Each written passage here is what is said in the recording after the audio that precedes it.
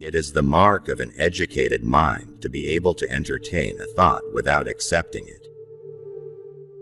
Knowing yourself is the beginning of all wisdom. Happiness depends upon ourselves.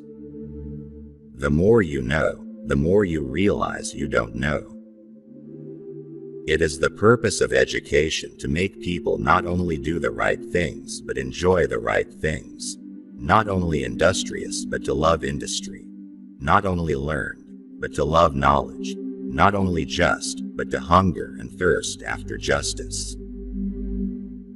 It is the nature of desire not to be satisfied, and most men live only for the gratification of it. We are what we repeatedly do. Excellence, then, is not an act but a habit. The more one speaks of himself, the less he likes to hear another talked of. Patience is bitter, but its fruit is sweet.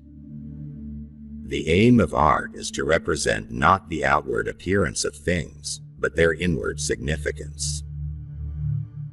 Pleasure in the job puts perfection in the work. The whole is more than the sum of its parts. What is a friend? A single soul dwelling in two bodies. Quality is not an act, it is a habit. The best friend is the man who in wishing me well wishes it for my sake. Man is by nature a social animal. An individual who is unsocial naturally and not accidentally is either beneath our notice or more than human. Society is something that precedes the individual. Wit is educated insolence. Excellence is an art won by training and habituation. We do not act rightly because we have virtue or excellence, but we rather have those because we have acted rightly.